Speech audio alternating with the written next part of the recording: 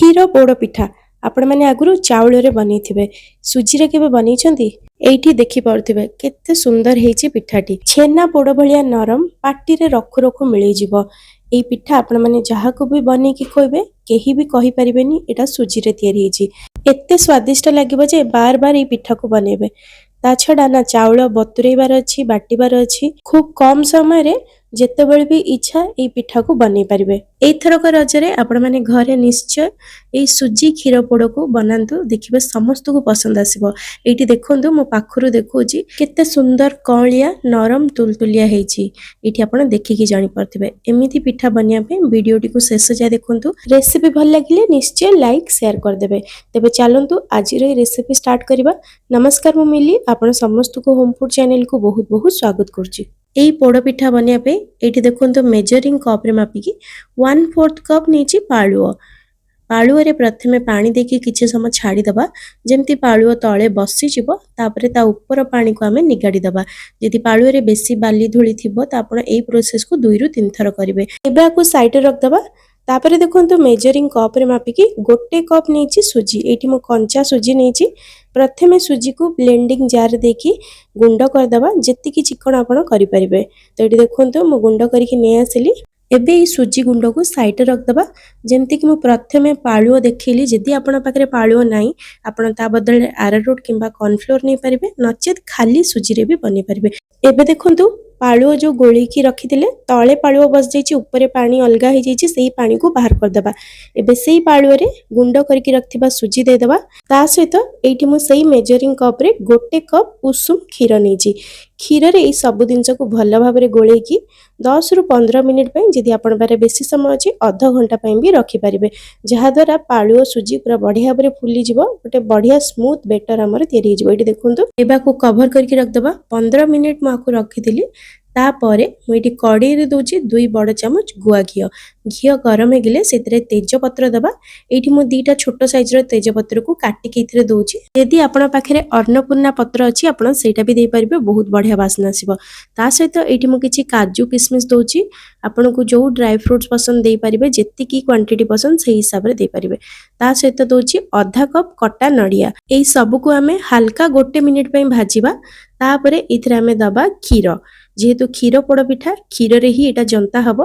तो एठी मु मेजरिंग कप रे मापे की 4 कप क्षीर नेची। 1 कप क्षीर रे मु सुजी पाळुओ को बतुरी थिली आउ 4 कप क्षीर एठी जंतीबा पई नेची। आपण चाहिले एठी क्षीर पानी आधा आधा भी नै परिबे किंतु पूरा क्षीर रे बनेले टेस्ट बेसी भला आसीबो। ए सब को भला बरे गोली साला परे मीठा टेस्ट पई इथरे मु सेही कप रे मापे की 1 कप चीनी दोची। ता सहित आधा छोटो चमच लूण आउ 1/4 कप कोरा नडिया। चीनी एठी मु जेतिकी नेची सेतरे पूरा परफेक्ट मीठा हेतिला। जदि आपन को टिके कम मीठा पसंद तो आपण 1 कप बदल रे 3/4 कप चीनी नै परिबे। एठी देखंतु सब दिनस भला भाबरे फुटिला परे लास्ट रे इतरे गोटे छोटो चमच गुजराती गुंड देकी तापरे फ्लेम को लो कर देबा। बतुरे की रखतिबा सुजी को ढालिबा। गोटे हाथे रे कंटीन्यूअसली गोळौथिबे। एठी आपण देखि परथिबे एठी फ्लेम को लो करिवे नहले संगे संगे एटा गरम क्षीर रे पड़ी की बिंडा हे जिबार चांस थाए। तेनु फ्लेम को लो ही रखिबे। सुजी दे साला परे कंटीन्यूअसली गोळेबे। धीरे धीरे देखिबे एटा बहलिया हबा स्टार्ट हबो। एठी देखंतु एथिरे बिल्कुल भी बिंडा पड़िनी किंबा लम्स आसिनी। ता छडा आपण मानकु को पोड़ पिठा बेसी पसंद कमेंट रे जणेबे। आ को जागा रो देखुचंदी मोर ए वीडियोटी को सेटा भी लिखिबे। तो एठी देखंतु धीरे धीरे एटा पूरा बहलिया हे गेलानी। आकु हमें अलगा पोड़ पिठा जंतुनी भलिया बेसी काठुआ करबानी। एमिति ही रहइबो। आरो कंसिस्टेंसी देखंतु पोड़ीबा पे एठी मु गोटे फ्राई पैन नेची सेतरे अल्प टिके घियो देकी ग्रीस कर दबा। तापरे एठी देखंतु मु नेची खली पत्र को टिके समय आगुरु पानी रे बतुरै दिथिली। आपण आ बदल रे कदली पत्र बा बटर पेपर भी व्यवहार कर परिबे। तो खली पत्र दे साला परे या ऊपर भी हमें अल्प टिके घियो लगे दबा। आपण चाहिले पोड़ पिठा को ओवन रे भी पोड़ी परिबे। तो एठी देखंतु पत्र रे घियो लगे साला परे हमें जो सुजी जंतुणी बनेइथिले ताको इथरे दे दबा। ए जंतुणी आपण एठी देखि परथिबे खीरी ठारू माने सुजी खीरी ठारू टिके बहलिया अछि किंतु पूरा काठुआ नहीं। एमिति ही रहिले कंसिस्टेंसीटा आपनकर जो पोड़ पिठाटा पूरा सॉफ्ट हबो छेना पोड़ भलिया नरम हबो। तो सबु जंतुणी दे साला परे ऊपर हमें पुणी आ गोटे रु 2 चमच घियो देकी याको भलो भाबरे सेट कर दबा। ऊपर सरफेस को पूरा एमती इवनली स्प्रेड करके एमती स्मूथ कर दबा। ता उपरे आउ गोटे दिटा पत्र रखिकी आकु कवर करदबा जहा द्वारा स्टीम बा बांफरे जो पानीटा पिठा उपरे डायरेक्ट पड़िबनी पत्र उपरे रहिबो। एटी पूरा रेडी हे गेला पोड़ पिठा पोड़ीबा पई। तो एठी मु गोटे तावा को गरम कर देथिली प्रथमे।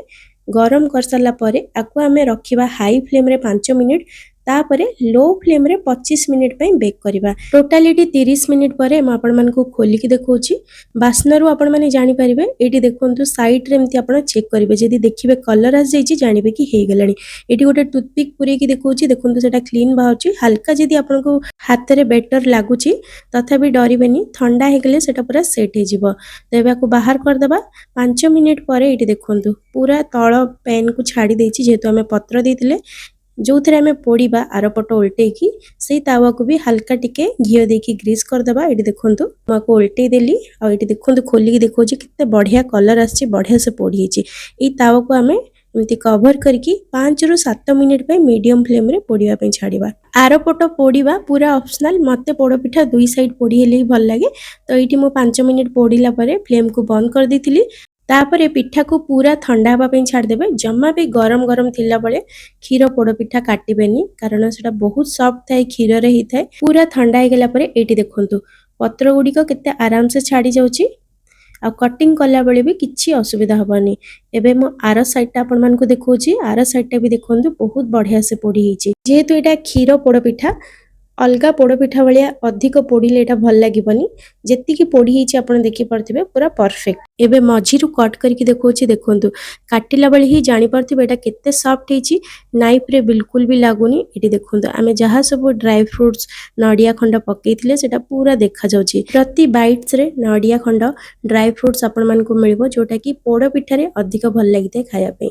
आशा करछि आजिर ई सुजी क्षीर पोड़ पिठा रेसिपीटी आपण मान को पसंद आस्तिबो। तेबे निश्चय वीडियो को लाइक करंतु शेयर करंतु कमेंट करके निजर मतामत जणांतु। पुणी आसीबी आ गोटे नुआ वीडियो नेकी नुआ रेसिपी नेकी। रहुछि धन्यवाद।